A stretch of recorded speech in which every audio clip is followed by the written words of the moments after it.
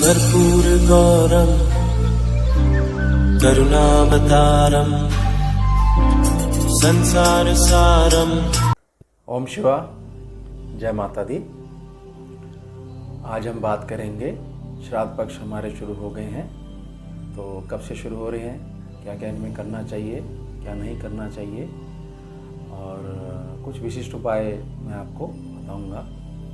और एक उपाय मैं जो लैंड स्कैनिंग में यूज़ करता हूँ, फैक्ट्री की स्कैनिंग में यूज़ करता हूँ, वो उपाय मैं दूंगा आपको। तो आपके जो श्राद्ध हैं ये शुरू हो रहे हैं 1 सितंबर 2020 दिन मंगलवार सुबह 9:38 से। शुरू होने का मतलब क्या चीज़ है कि 9:38 से जो पितृलोक के द्वार हैं वो 16 दिन के लिए खोल दिए जाएंगे। उसके बाद 17 सितंबर 2020 दिन गुरुवार थर्सडे शाम को 4:29 4:29 PM तक ये गेट्स खुले रहेंगे। उसके बाद बंद हो जाएंगे। आपके पितर आएंगे, आपके पूर्वज आएंगे, हाँ आपको उनकी सेवा करनी है। 16 दिन दिए भगवान ने, पुण्य कमा लो। अब ये बात तो हो गई कि आपको तिथि पता लग गई कब से कब तक श्राद्ध पक्ष रहेगा, और पूर्णिमा से शुरू होता है, अमावस तक जाता है। ये तो सामान्य बात सभी जानते हैं। अब ये कैसे पता लगे, सबसे पहली बात कि मेरे घर का कोई बुजुर्ग है, मेरे को किस दिन उसका श्राद्ध करना है। बड़ी आसान सी विधि है। जिस दिन उन्होंने शरीर त्यागा है उस दिन की डेट देखिए, उस दिन की तिथि देखिए। मान लीजिए तिथि पड़ती है सप्तमी या अष्टमी, तो पूर्णिमा के बाद प्रतिपदा से शुरू होते हुए अष्टमी कब पड़ेगी, सप्तमी कब पड़ेगी, तो उस दिन उनका श्राद्ध किया जाएगा। बहुत आसान विधि है। और उसके बाद हमें जो बुजुर्ग कहते हैं, जो ज्ञानीजन कहते हैं कि धर्म क्यों करना चाहिए इन दिनों में, क्योंकि कोई भी रूप वो धारण कर सकते हैं। उनके पास इन दिनों में काफ़ी शक्ति होती है। चींटी के रूप में वो आ सकते हैं, ब्राह्मण देव के रूप में वो आ सकते हैं, गौ माता के रूप में आ सकते हैं, कौवे के रूप में आ सकते हैं, चिड़िया के रूप में आ सकते हैं, किसी शरणागत की रूप में आ सकते हैं। कोई मांगने वाला आ जाए, कोई पानी मांगने लग जाए, कोई भोजन करा दो, कुछ पैसे मांगने लग जाए, तो किसी रूप में भी आ सकते हैं। तो ये जो 16 दिन हैं आपके, इन दिनों में आपने खूब धर्म करना है। अब धर्म क्यों करना है, देखिए क्या चीज़ है। इसमें तो वैसे मैं एक डिटेल वीडियो बनाऊंगा, और कुछ वीडियोस अब मैं पितृपक्ष रिलेटेड ही बनाऊंगा, जिससे कि पूर्ण ज्ञान आपको मिल सके स्टेप बाय स्टेप। बहुत ज़रूरी हो जाता है ये चीज़। अब इसमें ये समझिए कि जो आप धर्म करते हैं वो धर्म काउंट होता है, और आपके पूर्वजों को, पितरों को उससे बढ़त मिलती है। उनका जो भी शरीर है, जैसा भी शरीर है, वो पुष्ट होता है। जब उनका शरीर पुष्ट होता है तो वो सामर्थ्यवान होते हैं आपको आशीष देने के लिए, आशीर्वाद देते हैं। आप उनकी सेवा नहीं करोगे तो वो क्या आशीर्वाद देंगे आपको। मांगलिक कार्य संपन्न नहीं हो पाते हैं। मैं अक्सर इसका जिक्र करता रहता हूँ। अब ये बात तो आप समझ गए, ये सामान्य लोग करते हैं। अब कुछ एक लोगों का मैंने देखा है, कुछ ज़्यादा नहीं, कि ब्राह्मण देव को जब वो भोजन पे बुलाते हैं और जब दक्षिणा देने का समय आता है, जब वस्त्र देने का समय आता है, तो कुछ भी दे देते हैं। देखिए, ध्यान रखिए इस बात को। मैंने क्या बोला कि किसी भी रूप को धारण करके वो आ सकते हैं। संतुष्टि नहीं होगी सामने वाले की, ब्राह्मण की संतुष्टि नहीं होगी, तो आपने उनको संतुष्ट नहीं किया। आप उनको ब्राह्मण या पंडित जी मान के मत दीजिए। आप ये मान के दीजिएगा ना कि आपके बुजुर्ग उठ के आए हैं उस रूप में, तो करोगे ना। जब वो थे तब आप उनकी सेवा नहीं करते थे क्या? तो अब इस रूप में आए तब भी सेवा करिए, और जितनी ज़्यादा सेवा करोगे उतना बढ़िया आपको मेवा खाने को मिलेगा। ये बात सत्य है। अब स्कैनिंग के कुछ विशिष्ट उपाय, 2 उपाय मैं आपको दूंगा। अगर आप सामर्थ्यवान हैं तो जो आप हर वर्ष करते हैं वो करते रहिए, उसमें कोई चेंज मत करिए। जो भी आप करते हैं, जिस भी विधि से आप करते हैं, तर्पण करते हैं, ब्राह्मण को बुलाते हैं, भोज करवाते हैं, अन्नदान करते हैं, गौ सेवा करते हैं, वो करते रहिए। मैं जो स्कैनिंग का उपाय दे रहा हूँ ये आप इसमें विशिष्ट जोड़ सकते हैं। इसके बाद कोई भी तनिक भी कमी नहीं रहेगी।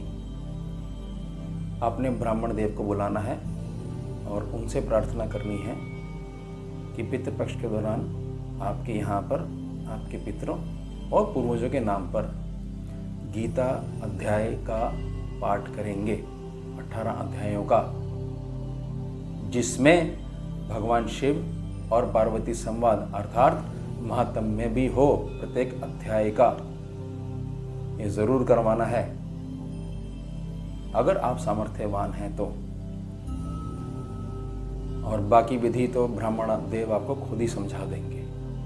और कुछ भी आपको नहीं समझ में आएगा तो मैं तो हूँ ही आपकी सेवा में। उसके बाद अगर कोई व्यक्ति ये कहता है कि जी मेरी सामर्थ्य नहीं है और मैं बहुत पीड़ित हूँ, मान लीजिए वो कहीं गया, किसी ने उसको ऐसे बता दिया, किसी ज्ञानी जन के पास गया कि भाई आपके पितृ नाराज हैं, आपके पूर्वज रुष्ट हैं, बंधे हुए हैं, बहुत सारी बातें हो जाती हैं।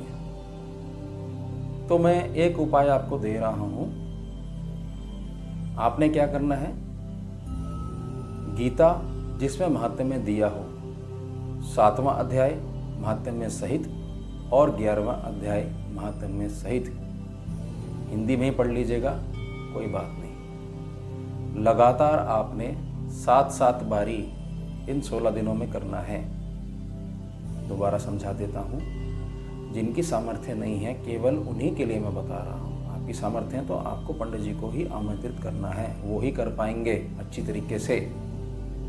और विधि भी अपने अनुभव अनुसार, जैसा उनका अनुभव है, जैसा उनका क्षेत्र है, वो जुड़वा देंगे, उससे आपका और भी कल्याण होगा। लेकिन जिनकी सामर्थ्य नहीं है वो क्या करेंगे, महात्म्य सहित गीता के 7वां और 11वां अध्याय को बोलेंगे, पढ़ेंगे, वैखारी मुद्रा में बोल बोल के। इन दिनों में 7 बारी, यानी कि 7वां और 11वां अध्याय एक बारी, ऐसे करते हुए 7 बारी। एक दिन में पढ़ा आपने, हाथ जोड़ लीजिए, सामने रखेंगे जल का लोटा, और जब मावस आएगी, इसको बोलते हैं सभी पितरों का कर दो जी इस दिन, उस दिन दूर्वा लेनी है और जो लोटा होगा उसमें दूर्वा लगाइए और जल का छींटा दीजिए केवल अपने घर पे जहां आप रहते हैं। कैसा भी नाराज होगा, कैसा भी बंधा हुआ होगा, वो मुक्त हो जाएगा और आपको आशीर्वाद दे के जाएगा।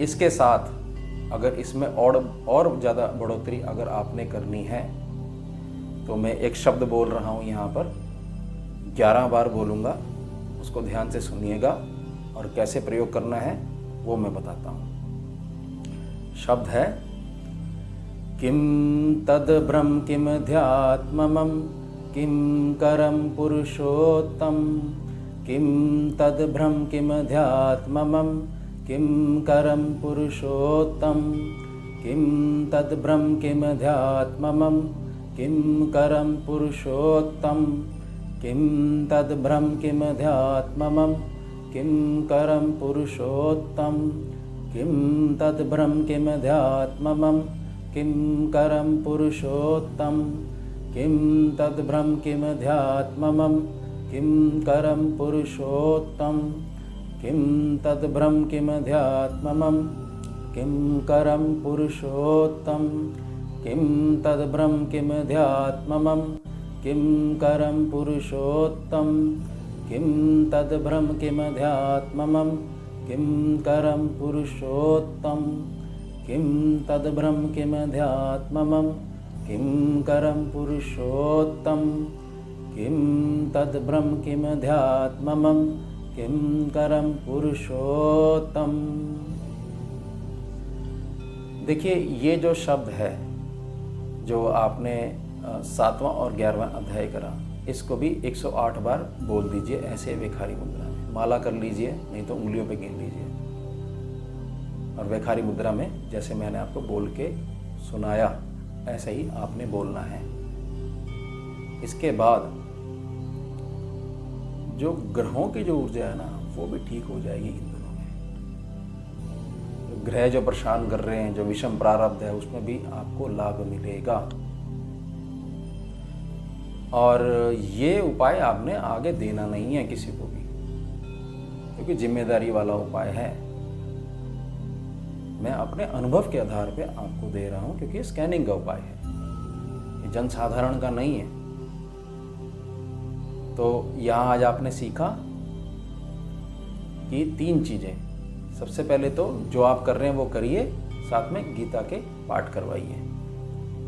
ब्राह्मण देव उसमें आपको मार्गदर्शन करेंगे और अपना अनुभव भी जोड़ेंगे, जिससे आपका परम कल्याण हो सके। दूसरा, जो सामर्थ्यवान नहीं है वो 7वां और 11वां अध्याय 7 बारी पूर्णिमा से शुरू करते हुए रोज 7 बारी पढ़ो आप उसको, और जल का लोटा सामने रखो। और साथ में ये जो शब्द मैंने आपको सुनाया है भगवान की इच्छा से, भगवान की आज्ञा से, इसको भी आपने जपना है 108 बारी। उसके बाद मावस वाले दिन सारा जल छिड़क दीजिए आप। इसके बाद आपको कहीं भी कुछ भी करने की ज़रूरत नहीं है और बहुत सामर्थ्यवान भी हो जाएंगे आप। मैंने थोड़ा सा इसमें स्कैनिंग में जब मैं यूज़ करता हूँ तो मैंने रिजल्ट्स देखे कि लक्ष्मी जी भी प्रवाहमयी हो जाती हैं, आवाजाही होने लग जाती है लक्ष्मी जी की। रुक जाती है ना, आती नहीं है, तो आने जाने लग जाती है। और कुछ भी आपको मार्गदर्शन चाहिए हो, और आगे मैं कुछ वीडियोस लगातार श्राद्ध से रिलेटेड, पितृपक्ष से रिलेटेड ही बनाऊंगा। आप संपर्क कर सकते हैं, जो मेरे से सहयोग होगा मैं आपको पूर्ण सहयोग करूंगा। ओम शिवा, जय माता दी।